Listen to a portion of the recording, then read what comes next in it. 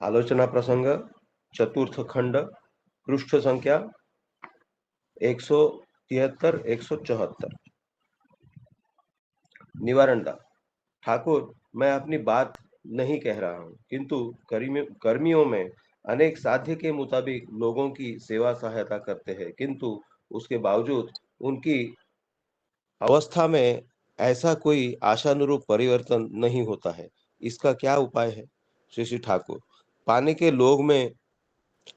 लोभ में किसी की सेवा सहायता करने पर प्रायः वह सेवा सहायता निष्फल हो जाती है। इसीलिए किसी के प्रयोजन में किसी तरह की प्रत्याशा बगैर परिचर्या से उसे तृप्त कर दो। यदि उस आदमी में अर्थादि का प्रयोजन देखते हो तो अपनी क्षमता के मुताबिक जितना संभव हो उतना दो, पर प्रतिदान में कुछ पाने का लोभ न करो। पुनः यदि कोई तुम्हें सश्रद्ध आग्रह एवं अनुकंपा सहित कुछ दे तो सुतृप्त धन्यवाद के साथ ग्रहण करो। वही अर्थ है सात्विक अर्थ। कहने का सार यह है कि याजन सेवा के जरिए हर व्यक्ति की प्राणन दीपना को उच्छल उत्ताल कर दो। उसमें यदि आनंद सहित तृप्त हृदय से वे कुछ देते हैं तब ग्रहण करो। वे तुम्हें देंगे ऐसी प्रत्याशा यदि हृदय में रखोगे तो उससे कुछ नहीं पाने पर तुम्हारा हृदय क्षुब्ध हो उठेगा और उससे तुम्हारे करने की क्रमागति विच्छिन्न होगी और मनुष्य के निकट प्रत्याशा पीड़ित रंग ढंग पकड़ में आ जाएगा। उससे तुम्हें कुछ देने का उनका आग्रह उद्दाम नहीं हो उठेगा। इसलिए प्रत्याशा की बला ही नहीं रखो। स्वभाव ऐसा बना डालो कि मनुष्य के लिए किए बगैर तुम रह ही नहीं सको। प्रत्येक को बचने बढ़ने व उन्नति के पथ पर दृढ़ और आगे बढ़ाना, शांति और सुस्थिति से भरपूर करना, वही है सात्वत तपस्या की बुनियाद। काया मनोवाक्य से उसका वास्तविक रूप देने हेतु व्याप्त रहना पड़ेगा। जितना संभव हो उतना करते चलो। देखो, कोई किसी तरह दुखित न हो, कभी आपदाओं से घिर न जाए। यदि इस प्रकार चलते रहो तो अच्छा ही है। उसके अलावा तुम्हारा स्वभाव चाहे जैसा भी क्यों न हो, तुम उसे लेकर ही इष्टनिष्ठ बनो और वह निष्ठा ही जिससे अच्युत हो, सब समय उद्दीप्त अंतकरण से वह तुम्हारा स्वभाव, वह चाहे बुरा हो या भला भला हो, उसके जरिए जिससे तुम अपने इष्ट को सुदीप्त कर रख सको, सुतृप्त कर रख सको, ऐसा करने में थोड़ा भी पीछे न रहो। चाहे तुम्हारी स्वभाव संपदा जैसी भी क्यों न हो, तुम्हारे अंदर जो अवगुण है उनके जरिए भी तुम उनका अच्छा काम करने की चेष्टा करो। तुम्हारे अंदर जो गुण है उसके जरिए भी तुम उन्हें नंदित करने की चेष्टा करो। एक बात मैं यही कहूंगा कि तुम अपना सब कुछ देकर उसी काम को करो जिससे तुम इष्ट तृप्तिकृत और इष्ट कर्मकृत बनकर चल सको। ऐसी तपस्या में आलस्य और तंद्रा को प्रश्रय मत दो। साथ ही साथ इस बात पर नजर रखो कि सभी जिससे तृप्त हो सके। इष्टभृति और मंत्र जपादि अर्थात नाम ध्यान आदि चाहे एकांत में हो या कर्म में रहते हुए हो, उसे निश्चित रूप से करोगे ही। इष्ट व्रण और इष्ट कर्म को करना मूल जीवनाधार बना लो। यदि इस तरह चलते रहोगे तो कुछ दिनों के बाद देखोगे तुम्हारे दोष दूर होकर गुण समृद्धि की ही तुम्हारे चरित्रगत हो उठे हैं। तुम्हारी वह देव द्योतना कितने हृदय को उच्छल बना रही है इसकी कोई इयत्ता नहीं। वह ऊर्जी दीपना तुम्हारे हृदय को उच्छल कर कृति चलन विभूति लेकर इष्टार्थ विन्यस्त हो उठे। तुम्हारा स्वभाव स्वर्ग सुरभि से भर उठे। ऐसी चरित्रगत संपदा तुम्हारी वस्तुगत संपदा को निश्चय ही आवाहन करेगी। इससे केवल तुम ही बड़े नहीं होगे बल्कि तुम्हारे साथ साथ परिवेश भी बड़ा बन उठेगा। यदि परिवेश को ऊपर न उठाए तो परिवेश ही हमें नीचे खींच ले जाएगा। एकक उन्नति का क्या कोई स्थायित्व है? जो बुद्धिमान है वे उन्नति की बुनियाद को ठोस बना डालते हैं। जय गुरु।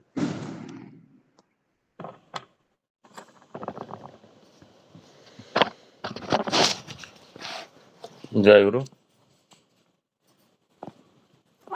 बहुत सुंदर भाव से मनीषा आज का विषय वस्तु पाठ किए और यह हमारा फर्स्ट डे है जे बिफोर प्रेयर जो टाइम जोन के हिसाब से आज स्टार्ट किए 6 बजे और काफ़ी अटेंडेंस ठीक ठाक है। और आज का जो विषय वस्तु था कल का विषय वस्तु का कंटिन्यूशन था, ये है जे निवारणदा यहाँ पर पूछे हैं जे ठाकुर जी को, जे मैं अपनी बात नहीं कह रहा हूँ किंतु कमियों में अनेक साध्य के मुताबिक लोगों की सेवा सहायता करते हैं, किंतु उसके बावजूद उनकी अवस्था में ऐसा क्यों आसान रूप परिवर्तन नहीं होता है, इसका क्या उपाय है। इससे पहले श्री ठाकुर जी जो बातें रखे हैं, जे चित्तरंजन दास जो थे वो उनका लाखों में रोजगार था, बावजूद वो बारिस्ट्री छोड़ के जो खुद का जीविका के पथ में जो पैसा रोजगार करना था वो घर घर भिक्षा मांग के देश के लिए क्यों जुटाते थे। जब खुद के लिए नहीं सोचते हैं तो उनका अभाव नहीं रहता है, तो उसको देश, प्रकृति और आपका समाज, परिवेश सब पूर्ण करता है। तो इससे पहले श्री ठाकुर जी बोलते थे जो ऋतिक को नौकरी नहीं करना पड़ेगा। उनको जो निबंधक पूछे थे जे तुम्हारे स्त्री पुत्र यदि अनाहार में रहे तो क्या तुमको ऋतिकता का काम छोड़कर नौकरी करने का इच्छा होगी। वो मना किए थे नहीं, क्योंकि ऋतिकता करते करते उनका जो जीवन में समाज के प्रति जो इतना दायित्व है, इतना बड़ा कर्म है, एक दो अच्छा विवाह करके संतान लाना में ये भी जगत को आके जितना एक ऋतिक सहायता कर सकता है वो साधारण जीविका में नहीं हो पाएगा। तो ऋतिक एक धारण में ब्राह्मण है, और तो श्री ठाकुर जी वही बोल रहे जो ब्राह्मण जितना भी बड़ा हो जाए वो भिक्षा नहीं छोड़ना चाहिए। भिक्षा अर्थ देश में सबको पूर्ण करके वो अनुरूप जो दान प्रतिदान मिलता है उसको ग्रहण करना। तो इस संबंध में श्री ठाकुर क्या बोले हैं आज आलोचना रखते हैं। मनीष दा 5 मिनट आलोचना रखिए। फर्स्ट वाला जो श्री ठाकुर जी जो बोले एक ही तो पैराग्राफ है, आप थोड़ा आलोचना रखिए। इसके बाद विकास भाई आप आलोचना रखिए। जय गुरु। इसमें ठाकुर जी ने जो बहुत बड़ी बात कही है, मूल बात कही है, तो इष्ट स्वार्थ और इष्ट प्रतिष्ठा हम जो बात बोलते हैं वो इष्ट स्वार्थ वही है। उनका जो स्वार्थ है वो सबको लेकर के है।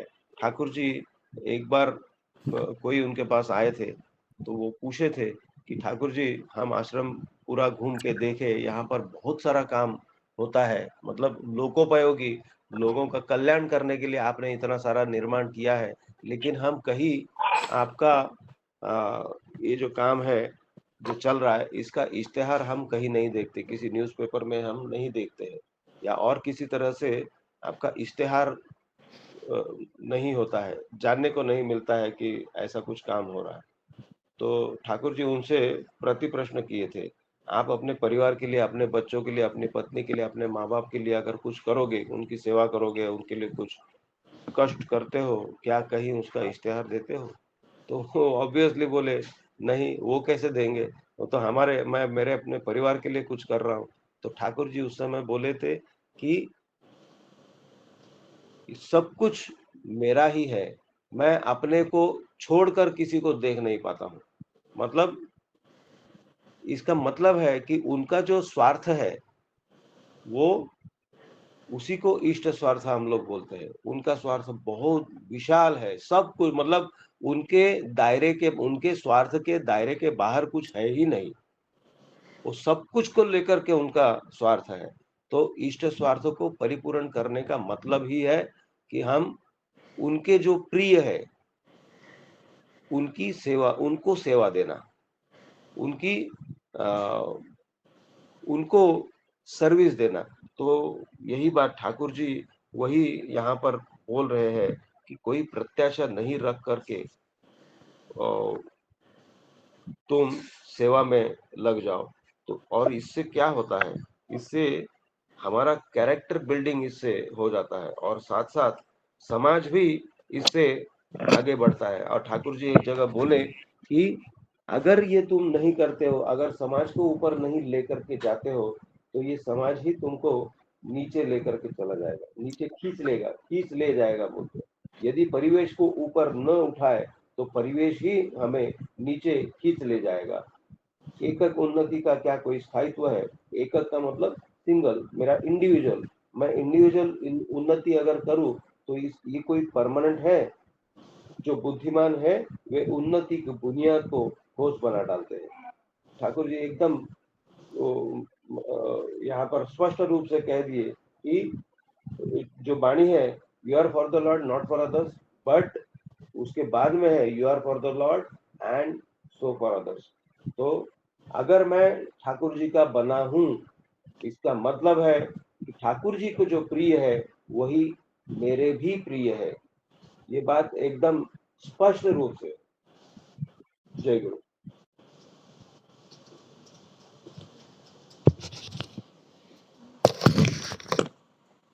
वही है जे किसका सेवा जो मनीष दा बहुत सुंदर भाव से एक उदाहरण दिए, जे श्री श्री ठाकुर जी को जो पूछा गया तो इतना सारा अनुष्ठान है और इसका विज्ञापन कहीं पे दिखने नहीं मिलता है। जब खुद के लिए जब श्री श्री ठाकुर जी आंसर दिए थे, जे मेरा जो भी विश्व में जितना भी लोग हैं सारे तो मेरे हैं, तो मेरे लोग के लिए जो मैं खुद का परिवार के लिए करता हूँ तो उसमें मैं कैसे बाहर जाके बोल सकता हूँ, विज्ञापन दे सकता हूँ जो मैं कुछ कर रहा हूँ। तो वही श्री श्री ठाकुर जी जो पहला वाला लाइन में बोले, जो पाने के लोभ में किसी की सेवा सहायता करने पर प्राय वो सेवा सहायता निष्फल हो जाता है। आपके मन में कुछ रहेगा, किसी को आप साहाय्य कर रहे हो और बाद में वो साहाय्य के अनुरूप वो आपको कुछ दे, तो फिर वो सेवा व सहायता निष्फल हो जाता है। जैसे बच्चा संतान के लिए माँ बाप जो करते हैं उसमें कोई कंडीशन नहीं रहता है जी ये बेटा मेरा बड़ा नौकरी करेगा, मुझे बड़ा बुढ़ापा में खिलाएगा पिलाएगा, और वो उद्देश्य से पिता माता किसी को जन्म दे के बड़ा नहीं करते हैं। तो वो जैसे होता है, तुम सबका माँ जैसे बन जाओ, श्री ठाकुर जी जैसे नारी नीति वो बोलते थे। तो वही भाव रहना चाहिए, किसी को भी छोटा सा हेल्प करेंगे उसके बदल में कुछ आपको मिलेगा, ये भाव रहने से आपका जो सेवा का जो फल है वो निष्फल हो जाता है। विकास भाई इसके बाद आलोचना रखिए। जय गुरु। जय गुरु। वो का प्रसंग में दादा भी अच्छे से समझाए इस विषय को। ये बोलते कि ठाकुर जो पूछते हैं कि मैं अपनी बात नहीं कह रहा हूँ, किंतु कर्मियों में अनेक साध्य के मुताबिक लोगों की सेवा सहायता करते हैं, किंतु उनके बावजूद उनकी अवस्था में ऐसा कोई आशानुरूप परिवर्तन नहीं होता है, उसका क्या उपाय है? श्री ठाकुर स्पष्ट रूप से यहाँ बोले हैं, कोई आशा रख के बिना अगर आशा प्रत्याशा रख के अगर सेवा करते हैं उसका कुछ फल नहीं मिलता है। एक घटना याद आ रहा है, श्री ठाकुर जी को जब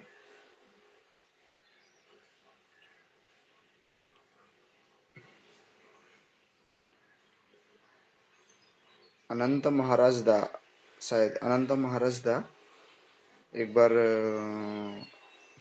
मुझे सही से नाम याद नहीं आ रहा है, सध्या अनंत महाराज दा की सध्या केष्ट दा सॉरी अपना सध्या अनंत महाराज की किशोरी मोहन दा, एक बार श्री ठाकुर वो लोग अपना जीवन निर्वाह कर रहे थे, तो एक बार श्री ठाकुर उनको कुछ मालपा जो है खाने के लिए मांगे थे, तो उन्होंने मालपा लाके श्री ठाकुर जी को खिलवाए थे। तो वो जब मालपा लाके श्री ठाकुर जी को बहुत आनंद से खिलाए थे, तो उस दौरान बाद में देखा गया कि उनका उसमें बहुत सारा बिक्री जो है, वो कुछ ऐसा दुकान या कुछ तो ऐसा कर रहे थे, तो बहुत सारा बिक्री बढ़ गया और बहुत मुनाफा भी हुआ। तो थोड़े ऐसा जब हुआ, उसके बाद बोले कि वो हमेशा चक्कर में थे, साशी ठाकुर जब भी मुझे कुछ बोलेंगे मैं उनको खिलाऊंगा तो मुझे ये लाभ होगा। तो ऐसा सोच के एक बार श्री ठाकुर बोले हैं, तो उसी उसी बोध से उन्होंने लेके फिर से उन्होंने खिलाया है। लेकिन उस बार देखे कि और बाद में कुछ हुआ नहीं। तो ऐसा होने के बाद श्री ठाकुर जी के पास एक बार मुलाकात हुआ था। श्री ठाकुर उनको भी यही प्रसंग के बारे में सचेतन किए थे कि जो प्रत्याशा पूर्ण जो सेवा होती है, तो उससे कुछ लाभ नहीं होता है। और अप्रत्याशित भाव से जो हम करते हैं उसमें प्रेम होता है, उसमें जो प्यार होता है। तो वो प्रेम जो हम जिसको भी खिलाते हैं वो परमपिता को प्राप्त होता है। जगत में जैसा दादा बोल रहे हैं, जगत तो उनका ही है, परिवेश तो उनका ही है। जिनको भी हम प्रेम उनका भाव के ये व्यक्ति है, शशि भाई मुझे कुछ बोले, मैं शशि भाई के लिए करूंगा, मतलब उनके नहीं कि शशि भाई मेरे लिए कुछ करेगा। शशि भाई ईश्वर का व्यक्ति है, जगत ईश्वर का है। मैं शशि भाई के लिए कर रहा हूँ, मतलब मेरा ईश्वर की सेवा कर रहा हूँ। हमारे उड़ीसा में एक कथा बोलता है कि मानव सेवा ही माधव सेवा। तो माधव का सेवा सोच के अगर मैं मानव का सेवा करूंगा, तभी वो सेवा मेरा सार्थक होगा, उसमें तृप्ति होगा, उससे दोनों ही उद्दीप्त होंगे। ऐसा श्री ठाकुर आज का प्रसंग में मिल रहे कि मैं ऐसा कर्म करूं जिससे मेरे अंदर मेरा इष्ट का भाव जो है उद्दीप्त होकर रखे, सच्चे मतलब जागृत रहे मेरा इष्ट का भाव। उसी भाव से मुझे सेवा करना है। जो श्री ठाकुर बोलते हैं, you are for the Lord not for others, you are for the Lord and so for others. I am for the Lord and so for others. मैं परिवेश के लिए कर रहा हूँ, सेवा कर रहा हूँ, क्यों? मैं ईश्वर के लिए करना चाहता हूँ, और ये परिवेश जो है मेरा ईश्वर का ही है, दुनिया जो है मेरा ईश्वर का ही है। इसी भाव से जब मैं सेवा मुखर होकर कुछ करूंगा, मेरा बीइंग को बरकरार रख के, मेरा सत्ता को बरकरार रख के, मेरा अस्तित्व को अक्षुण्ण रख के साध्य माफिक मैं करूंगा, और तभी वो परम पिता को यह होती है। और वो अप्रत्याशी भाव से जो किया जाता है, उससे हमारा दक्षता क्षमता ये सब वृद्धि होता है। तो उसी में जो परमपिता की दया से जो मिलेगा ये होगा। और जो दादा से पूछ रहे हैं कि अभी निवारण दा की कर्म के मतलब जो लोग कर्मी लोग हैं, बहुत सारे सेवा शुश्रूषा करते हैं, बहुत से कुछ ये करते हैं, लेकिन फिर भी उनका परिस्थिति में परिवर्तन नहीं आता है। तो यही है श्री ठाकुर इधर स्पष्ट रूप से एक लाइन यहाँ पे बोल रहे हैं। एक बात मैं यह कहूंगा कि तुम अपना सब कुछ देकर उसी काम को करो जिससे तुम इष्ट तृप्तिकृत की इष्ट तृप्तिकृत और इष्ट कर्ममय बनकर चल सको। ऐसी तपस्या में आलस्य और तंद्रा को प्रश्रय मत दो। साथ ही साथ इस बात पर नजर रखो कि सभी जिससे तृप्त हो सके। इष्टभूति और मंत्र जपादि अर्थात नाम ध्यान, चाहे एकांत में हो या कर्म में रहते हुए हो, उसे निश्चित रूप से करोगे ही। इष्ट भरण और इष्ट कर्म को अपना मूल जीवन धारा बना लो।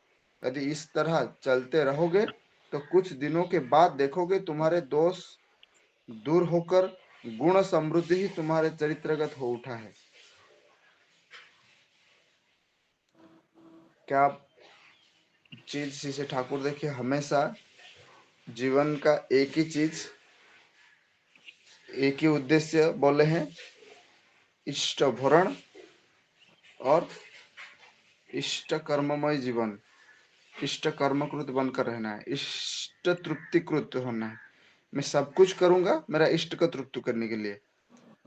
मैं सेवा कर रहा हूँ, क्यों? मेरा इष्ट, मैं इसलिए नहीं कर रहा हूँ कि मुझे कितने, क्योंकि दुनिया का दुख में देख के मैं क्या रह पाऊंगा?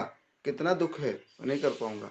लेकिन जब भी मुझे जो सुजोग मिलता है, जब भी मुझे जो अपॉर्चुनिटी मिलता है, मेरे सामने जैसे कि ठाकुर बोलते हैं कि जो तुम्हारे पास अगर कोई कुछ भी के लिए तुम्हारे पास कुछ ऐसा मांगता है, ये करता है, तो उसे सेवा, अर्थ, अर्थ, बाक, वास्तव, कर्म, ये दे के आप कैसे भी करके उसको कुछ ना कुछ उसका मंगल कराइए। उसके अंदर वो आस्था जीवित रखिए आपका भाव से। अगर आप उसको कुछ दे नहीं पाते हो, सोचिए कि जैसा यहाँ पे सीसी ठाकुर बोलते हैं कि आर्थिक रूप से अगर आप दे नहीं पाते हो, लेकिन उसके लिए सोचो, सोच के, और चार आदमी के लिए सीसी ठाकुर हमेशा बोलते हैं कि मेरे पास तो कोई नहीं है, तुम लोग ही मेरा संबल हो, तुम लोग ही। मैं तो थोड़ी नौकरी करता हूँ, पैसा कमाता हूँ कि इतने लोग जो मेरे पास आके बोलते हैं कि बाबा मेरा आज ये नहीं है, फिर भी ठाकुर कितने लोगों के लिए क्या प्रयोजन करते हैं। उससे बोलते हैं तुम उसके लिए थोड़ा 5 रुपये ये ला दोगे, इसको बोलते ए तुम उसके लिए कुछ एक ड्रेस खरीद दोगे। तो ऐसा करके सीसी ठाकुर लोगों की सेवा कराते हैं। उनके पास तो कुछ नहीं है, ठाकुर सब हमेशा बोलते हैं कि तुम लोग ही मेरा संबल हो, तुम लोग ही मेरा वजह से मैं ये लोगों के लिए कुछ अगर करने सोचता हूँ तो कर पाता हूँ। तो इसी तरह अगर हमारे पास भी अगर सामर्थ्य नहीं होता है, तो हमारा अगर लोक चर्या ठीक होगा, लोक परिचय ठीक होगा, हम उनको बोल के भी करा देंगे मदद। एक बार ऐसा भी हुआ था रिसेंटली, तो ऐसे ही करके होता है। मतलब एक दादा का जब एक्सीडेंट हुआ था, तो शशि भाई फोन किए, बोले कि क्या करेंगे। मैं बोले कि देखिए, एक ही साथ में तो हम लोग इकट्ठा किसी को सोचेंगे कि उनका हॉस्पिटल का खर्चा जाएगा 5 लाख, तो एक व्यक्ति 5 लाख देगा, तो उसका अस्तित्व का अक्षुण्ण करना, रख मेंटेन करना, उसका परिवार परिपोषण करना, वो ये हो जाएगा। भावुक होके अगर मैं 5 लाख दे दूंगा, कल मेरा सर्वाइवल के लिए हो जाएगा। लेकिन अगर मेरा लोक संपर्क अच्छा होगा, मेरा परिवेश में मेरे प्रति लोगों का भाव अच्छा होगा, तो सब लोग अगर 2,000, 4,000, 5,000, अगर 100 लोग दे दिए ना, तो भी 100 लोग से अगर मेरा संपर्क नाता अच्छा होगा, तो किसी को भी इतना कष्ट नहीं होगा, और जो व्यक्ति को मैं मदद करना चाहता हूँ, उस व्यक्ति का मदद पूर्ण हो जाएगा। तो इससे क्या है, मैं जब भी अगर मैं ही खुद सेवा सब कुछ करूंगा, सोचूंगा, तो मेरे अंदर क्या है, मेरा कभी कभी मेरा भाव में क्या घुल मिल के प्रतीत होगा कुछ जाना नहीं। कभी कभी मेरा अहंग भी घुल के मैं सेवा करने के लिए जाता हूँ। बहुत सारे जगत में देखा जाता है जो चैरिटी करते हैं, ये करते हैं, तो उनमें क्या करते हैं कि उनका नाम नहीं आया तो मन में क्षुब्ध होता है, अरे हमने तो दिया था, हमारा क्यों नाम नहीं आया। हमारा जगन्नाथ संस्कृति में हम लोग देखते हैं कि जब भी एक जगन्नाथ मंदिर जो कारीगर बनाए हैं, तो जब भी राजा उनको पूछे कि तुम क्यों तुम चाहो बोलो कि तुम इतना सुंदर कारीगर कारीगर किया, तुम बोलो तुम्हें क्या चाहिए। वो कारीगर बोलते हैं, जो वो आर्किटेक्चर जो है, तो बोलते हैं कि मतलब ये सॉरी, अपना जगन्नाथ महाप्रभु जब उनको प्रार्थना करते हैं, बोलते हैं कि प्रभु मतलब मेरे ऐसा मुझे दया कीजिए कि मेरे वंश में और कोई संतान ना जन्मे। असंभव मतलब वर मांगते हैं। बोले क्यों? बोले कि कल मेरा कोई वंशज आएगा, वो बोलेगा ये तो मेरा दादाजी बनाया था, ये तो मेरा पिताजी बनाया था। तो उनके अंदर अगर ये भाव आया, तो मेरा ये सारा कर्म जो है वो निष्फल हो जाएगा। जितने मेरे प्रभु के लिए मैंने श्रद्धा से बनाया है, तो वो सारा निष्फल हो जाएगा। कल वो अगर गर्व से बोला, तो ये भाव जो है ईश्वर को समर्पित होता है, तभी आज जगत में इसी तरह ईश्वर का भाव उदीप्त होके जीव रहता है। क्योंकि ईश्वर का सब कुछ है, उन्हीं का दिया हुआ फूल का झाड़ लेके हम उन्हीं को पूजा करते हैं। फिर किस चीज का गर्व करें कि हम उनको क्या दिए। तो इसके लिए ईश्वर व इष्ट प्रीति जैसा दोनों के अंदर जागृत रहे, उसी भाव से सेवा करना है।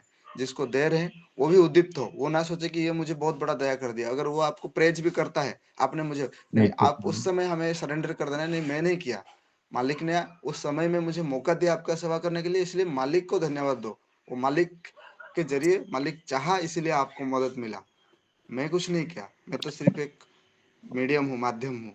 ऐसा बोल के अगर हम अपने आप को रख सके, तो हमारे अंदर भी ईश्वर के प्रति भाव उद्दीप्त रहेगा, और जिन्होंने सेवा लिया उसके अंदर भी उद्दीप्त रहेगा, और जगत इसी तरह से बैलेंस होके चलेगा। नहीं तो बहुत सारे आज बोलते हैं कि जगत में ईश्वर माने, कोई कोई बोलता है कि इसने किसी ने किसी समय कुछ मदद कर दिया, उसको इतना मानने लगा कि वो कुछ गलत भी कर रहा है, जैसा पितामह भीष्म के समय में हुआ। जब दुशासन का अन्न खा रहे थे करके उसके घर में, तो इतना बड़ा गलती हुआ फिर भी उसको कुछ रोक नहीं टोक नहीं पाए। फिर मान लिए थे कि मैं तो राजा का अन्न खा रहा हूँ, राजा का अगेंस्ट में कैसे जाऊं। ये धर्मांधता हो जाता है। शायद आज का प्रसंग ये जो है व्यापक है, फिर भी थोड़ा बहुत जो बोध में आया आज यहाँ रखा। बाकी दादा लोग हैं, इस आलोचना रखें। जय गुरु। जय गुरु। विकास भाई बहुत सुंदर भाव से आलोचना रखें। और आज का जो विषय वस्तु में मैं अंडरलाइन करके रखा था, जहाँ पर देखेंगे अब डबल अंडरलाइन है, वो सब चीज़ें आपको पढ़ेंगे तो आपको पता चलेगा सीसी ठाकुर जी कितना गुरुत्वपूर्ण बात है बोले हैं। ये जितना भी हम लोग इष्ट तृप्ति के लिए करें कि इष्ट कर्म कृत्य, जितना भी इष्ट भरण एंड इष्ट इच्छा का पूर्ण, इष्ट स्वार्थ पूर्ण, इष्ट भरण और इष्ट प्रतिष्ठा जो बोलते हैं। इष्ट कृत्य मतलब इष्ट कर्म का प्रतिष्ठा है। जे इससे पहले श्री श्री ठाकुर जी बोल रहे हैं जे ऐसी तपस्या में आलस्य और तंद्रा को प्रशय मत दो। ये जो आलस्य है, हम लोग जो इष्टभूति करते हैं, बोलते हैं हम निरलस है, सो कॉल्ड निरलस, हम श्री श्री ठाकुर जी के कंडीशनली बोल के जे मैं हूँ और मुझे ग्रहण करो और मेरा प्रणाम लीजिए। आप खुद को जब हम सत्ता को पूछेंगे, विवेक को पूछेंगे अंदर से, ये क्या मैं रियली निरलस हूँ, मैं आलस्य में नहीं जाता हूँ, यही भाव धीरे धीरे आपको निरलस की तरफ लेके जाएगा, मुक्ति की ओर लेके जाएगा। जैसे 6 बजे है तो 6 बजे से पहले नहा धो के प्रार्थना इष्टभूति करना। अभी मैं एकदम फ्रेश रेडी हूँ क्योंकि मेरा नहाना धोना सब कुछ रेडी 6 बजे से पहले, लेकिन 6 बजे आलोचना है तो पहले नहा धो के फिर इष्टभूति करना है। यही बात इस यहाँ पर रखें जो इष्टभूति और मंत्र जपति अर्थात नाम ध्यान दी, चाहे एकांत में हो या कर्म में रहते हुए, इसे निश्चय रूप से करोगे ही करोगे। ये बातें जो श्री श्री ठाकुर जी रखे हैं, जे यही बातें हम लोग कर नहीं पाते हैं। जो भी जितना भी अव्यवस्था आप देख रहे हो, कर्मी के अंदर हो, जो दीक्षा लिए हैं उनके अंदर हो, प्रकृत उन्नति जो नहीं हो पाता है, जो आनंद पे नहीं रह पाते हैं, उसका कारण यही है।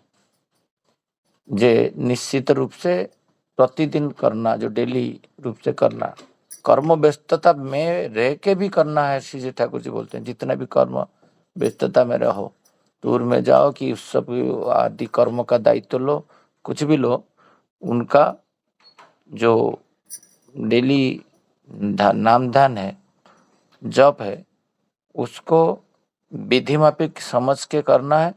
और इष्टभूति जो है वो जो स्वतोनुज्ञा है उनको चरित्रार्थ करके कंडीशनली दे रहे हैं ना, तो स्वतोनुज्ञा नहीं है मतलब आपका शुद्धिकरण नहीं है। तो वही बातें श्री ठाकुर जी इधर बोल के रखे हैं। मेरा भी आज 2-3 मिनट लेट हो रहा था और मैं सोचा नहीं फास्ट डे है और मैं व्यतिक्रम नहीं करूं। मेरा जो डेली लाइफ है उसको चेंज नहीं करना है। जो मैं डेली लाइफ में चलता हूँ वो लाइफ को मेंटेन करते हुए 6 बजे ज्वाइन करना है मुझे। तो श्री श्री ठाकुर जी इधर बोल रहे हैं जो निस्वार्थ भाव से जब करोगे, देखोगे उसका आंख से जे प्रत्येक व्यक्ति क्या चाहता है, उसी में मेरा आनंद है। और ये जो बातें मैं डेली पढ़ता हूँ एवरीडे, कहीं ना कहीं मेरा दिमाग में सुबह से शाम तक रहता है। और ये बातें कल एक उदाहरण देके रखूँगा। जो कल लेके बाज़ार में कुछ सब्जी खरीदने के लिए मेरा पुत्र कान्हा को लेके साथ में गया, और जैसे एक व्यक्ति आया, छोटा बच्चा है, वो कुछ बैलून बेचने के लिए बोले एक बैलून मेरे से ले लीजिए। बट उसके अंदर जो भाव है वो चाहता है जो मुझे कुछ खाने के लिए चाहिए, बट वो भिक्षा नहीं मांग रहा है, वो बैलून बेच के कुछ पैसा उससे मिलेगा और वो उससे खाएगा कि कुछ भी करेगा। और मैं कभी भी बैलून खरीद के मेरा बच्चे को नहीं देता हूँ। बड़ा हो गया तो बैलून क्या देना है। बट वो तुरंत से वॉलेट खोल के उसको जो बैलून का रेट बोला उसका द्विगुना रेट था। मैं वही चाहता था जे उसको उसका पैसा जो दुगुना मिले, जो कुछ खा पाए। एक बैलून खरीद के उसको हाथ में दिया। और वही भाव जब घर पे आया, उसका मम्मी उसको गाली कर रहा था, तो बैलून क्यों क्यों लेके आया, तेरे को क्या चाहिए बैलून, अजीब सा एक है। तो वही बातें उसको बोला तो प्रेजेंट कर तो ना, मम्मी को क्यों खरीद के दिए। तो भाव यही रहना चाहिए, प्रत्येक व्यक्ति को पूर्ण करने के लिए एक मीडियम श्री ठाकुर जी दिए हैं, और मैं उसको इग्नोर करूंगा और प्रकृति का विरोध में चला जाऊंगा। श्री ठाकुर जी वही बोल रहे हैं, इसमें मैं खुश होता हूं, तुम हर व्यक्ति का मन भाव को सोच के उसका सेवा दो। मेरा जरूरत नहीं था, बट उसको ऐसे देने से उसको भी खराब लगेगा, जो भिक्षावृत्ति नहीं करना चाहता होता तो वो बैलून हाथ में क्यों रखा है, वो भिक्षा नहीं मांगना चाहता है, इसलिए वो कर्म कर रहा है। और उसमें मैं सहयोग उसको हाथ नहीं बढ़ाऊं तो उसका जीवन धारण व्याघात होगा। ये श्री ठाकुर जी बोलना चाह रहे हैं, कि तुम्हारा स्वभाव स्वर्ग स्वरूप से भर उठे, ऐसी चरित्रगत संपदा, तुम्हारी वस्तुगत संपदा को निश्चय ही आह्वान करोगे।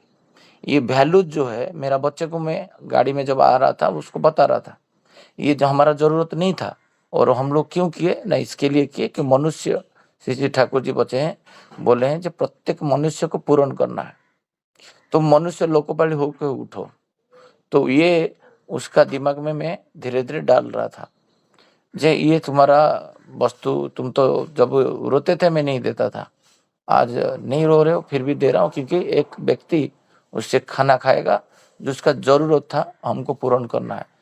तो जीवन में इतना सारा, बहुत सारा लोग आपका जीवन में आएंगे, कहाँ पर वाक्य के द्वारा, कहाँ के सेवा के द्वारा, कहाँ के अर्थों के द्वारा, कहाँ जैसे विकास भाई बोले किसी का एक्सीडेंट हुआ था, हम लोग कलेक्शन करके दिए।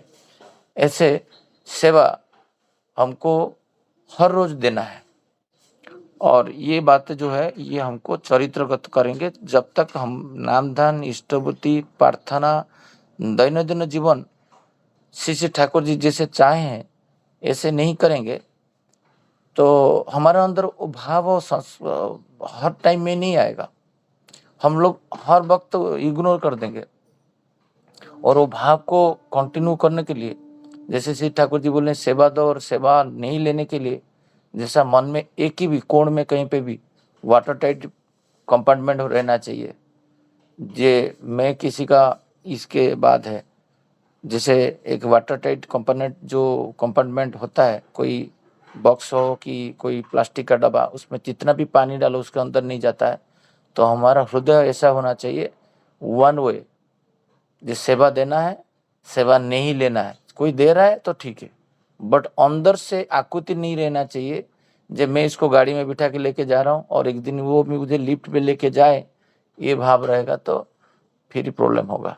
अभी टाइम 6:37 हो चुका है, हम लिखे थे उसको उसी टाइम में ख़त्म करने के लिए, मतलब टाइम लिमिट जो है, और 5 मिनट बचा हुआ है प्रार्थना का। तो यहाँ पर हम आज आलोचना प्रसंग यहीं पे हम विराम देते हैं। सबको जय गुरु। आज शायद आलिशा में भी ज्वाइन किए हैं, और बाकी को मामा भी ज्वाइन किए हैं, अच्छा लगा ये उनका प्रार्थना टाइम ख़त्म होने के बाद वो लोग ज्वाइन किए। और जो लोग उनको पता नहीं होगा, शायद मैसेज पढ़े नहीं होंगे, उनको थोड़ा मैसेज पास ऑन करना है, जे ज्वाइन करने के लिए आगे 6 बजे। जय गुरु सबको। जय गुरु सबको।